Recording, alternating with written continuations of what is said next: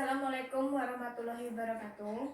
Waalaikumsalam warahmatullahi wabarakatuh. Selamat siang semuanya. Gimana kabarnya hari ini? Baik, Sebelum memulai pelajaran hari ini, sebaiknya kita berdoa dulu. Silahkan berdoa. berdoa mulai. Selesai. Saya absen dulu ya hari ini. Siapa yang nggak masuk hari ini? Nihil. Oke, kalau nihil. Sekarang kita lanjut ke materinya. Kita akan membahas kerjasama ekonomi internasional. Ada yang tahu apa itu kerjasama ekonomi? Belum. Jadi kerjasama ekonomi itu adalah hubungan antara suatu negara dengan negara lainnya dalam bidang ekonomi melalui kesepakatan-kesepakatan tertentu dengan memegang prinsip keadilan dan saling menguntungkan. Jadi intinya kerjasama ekonomi itu adalah perjanjian tertentu yang memegang prinsip keadilan dan saling menguntungkan. Jadi kerjasama itu intinya menguntungkan. Yang kedua adalah tujuan kerjasama. Tujuan kerjasama saya ambil 5. Yang pertama, memenuhi kebutuhan dalam negeri akan barang dan jasa. Yang kedua, memperluas pasar produksi. Yang ketiga, memperluas lapangan kerja. 4, menambah devisa negara. 5, memperluas hubungan antar negara. Selanjutnya, faktor-faktor penyebab kerjasama antar negara. Faktor penyebab kerjasama antar negara dibedakan menjadi 2, yaitu adanya perbedaan dan adanya kesamaan. Yang pertama, adanya perbedaan, yaitu sumber daya alam, ilmu pengetahuan dan teknologi, dan ideologi. Sumber daya alam yaitu Indonesia memiliki surplus pertanian, sehingga Indonesia bisa mengekspor ke Singapura, dan ketika Indonesia kekurangan beras, Indonesia bisa mengimpor dari Thailand. Contohnya seperti itu. Sedangkan adanya kesamaan yaitu agama, kondisi geografis, dan sumber daya alam. Agama yaitu Indonesia mayoritas agamanya Islam, sehingga Indonesia bisa menjalin kerjasama dengan yang beragama Islam, yaitu seperti Arab Saudi atau Mekah, sehingga Indonesia bisa bekerja sama ekonomi, yaitu contohnya seperti ibadah haji dan umroh. Terus selanjutnya yaitu bentuk-bentuk kerjasama. Bentuk-bentuk kerjasama yaitu ada 2. Yang pertama, kerjasama ekonomi bilateral dan multilateral. Kerjasama ekonomi bilateral adalah kerjasama antar satu negara dengan negara tertentu. Sedangkan kerjasama ekonomi multilateral ada 2 macam, yaitu kerjasama regional dan internasional. Kalau kerjasama regional, yaitu antar beberapa negara dalam satu kawasan, contohnya seperti ASEAN, MEE, dan lain-lain. Sedangkan kalau kerjasama internasional, yaitu kerjasama antar negara-negara di dunia dan tidak terbatas. Contohnya IMF, ILO, dan OPEC. Berikut ini adalah contoh badan kerjasama secara regional. Yang pertama adalah ASEAN. ASEAN merupakan Association of Southeast Asian Nations, yaitu ASEAN beranggotakan negara-negara Asia Tenggara seperti Indonesia, Singapura, Malaysia, dan sebagainya. Sedangkan yang kedua AFTA. AFTA merupakan badan pembantu ASEAN, yaitu membantu dalam meningkatkan ekspor dan impor serta investasi negara di ASEAN. Yang ketiga adalah APEC. APEC merupakan kerjasama di kawasan Asia Pasifik. Kalau yang keempat adalah EU. EU merupakan negara-negara yang ada di Eropa.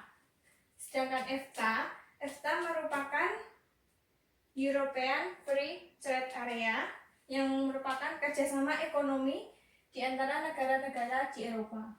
Dan yang terakhir adalah ADB. Selanjutnya adalah Badan Kerjasama Internasional. Badan Kerjasama Internasional yang pertama ada IMF, International Monetary Fund, yaitu lembaga keuangan untuk menciptakan stabilitas sistem keuangan internasional. Yang kedua adalah IBRD atau juga dimaksud dengan Bank Dunia. Semacam berfungsinya bank, yaitu memberikan pinjaman kepada negara-negara yang membutuhkan untuk pembangunan yang bertujuan positif. Yang ketiga adalah WTO, World Trade Organization, yaitu untuk memfasilitasi lalu lintas perdagangan serta mengatasi perselisihan antara perdagangan internasional. Yang keempat adalah ILO. ILO merupakan International Labour Organization. Ini merupakan organisasi buruh di dunia. Yang kelima adalah FAO. FAO merupakan Food Agricultural Organization. FAO bergerak di bidang pangan dan pertanian, yaitu untuk meningkatkan mutu pangan dan pertanian di internasional. Sedangkan keenam OPEC. OPEC merupakan Organization of Petroleum Exporting Country, yaitu merupakan bidang yang bergerak di minyak. Salah satu contohnya negara pengekspor minyak yaitu Iran, Arab Saudi, Irak, dan yang lainnya. Dampak kerjasama ekonomi ada positifnya, ada negatifnya. Yang positifnya yaitu mempercepat pertumbuhan ekonomi, menghilangkan hambatan perdagangan internasional, dan memperluas kesempatan kerja. Sedangkan negatifnya yaitu ketergantungan. Yang kedua, mendorong masyarakat hidup konsumtif dan salah penerapan atau penggunaan teknologi. Yang ketergantungan yaitu ketika negara sudah ketergantungan ekspor dan impor, negara tersebut akan selalu bergantung pada ekspor impor tanpa mementingkan pertumbuhan dan perkembangan negaranya. Yang kedua, mendorong masyarakat hidup konsumtif, yaitu masyarakat konsumtif yaitu membeli barang-barang yang tidak perlu hanya untuk memenuhi kepuasannya. Materinya sudah selesai. Ada yang ditanyakan? Tidak. Sekarang kita lanjut ke kuis. Kuisnya yaitu mengelompokkan yang mana kerjasama regional dan kerjasama internasional. Ini kerjasama regional, yang ini kerjasama internasional. Mana bagian yang termasuk regional dan yang internasional?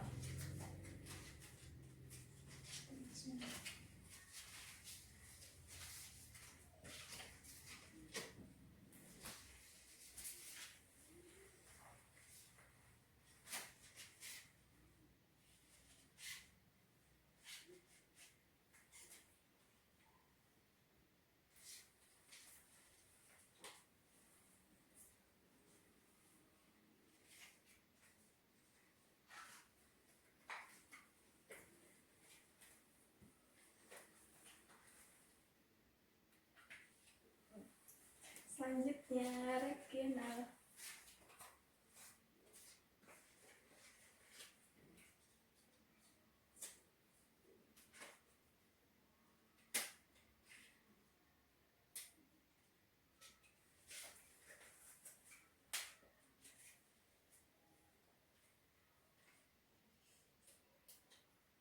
Sudah?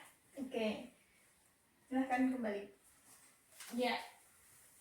Jawabannya benar, yang termasuk internasional IBRD, ILO, WTO, dan IMF. Yang regional AFTA, EFTA, APEC, dan ASEAN.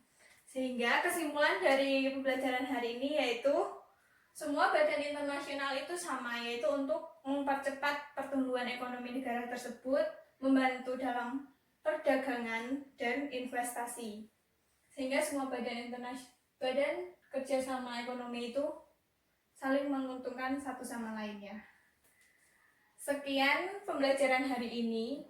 Apabila ada salah kata Mohon maaf.